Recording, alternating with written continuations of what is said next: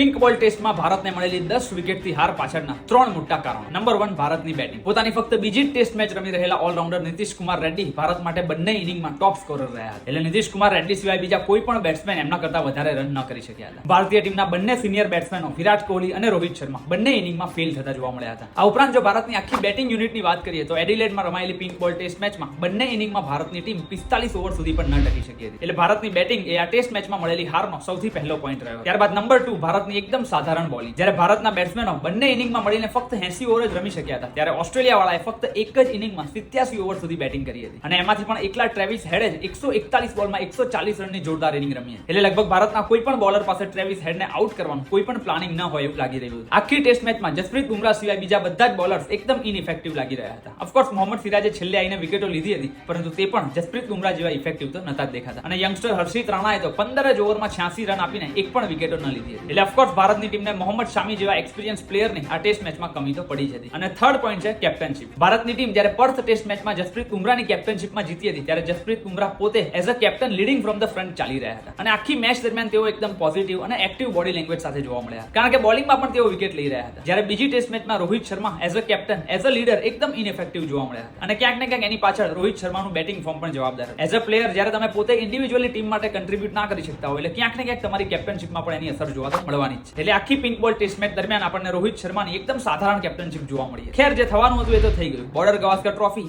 1-1 થી બરાબર થઈ ગઈ છે અને હવે નેક્સ્ટ મેચ ઓસ્ટ્રેલિયાના ગાબામાં રમાવાની. આઈ એમ શ્યોર કે તમે બધા જાણતા હશો કે ભારતની ટીમ જ્યારે છેલ્લે ગાબામાં ટેસ્ટ મેચ રમી હતી ત્યારે કેવો ઇતિહાસ રચ્યો.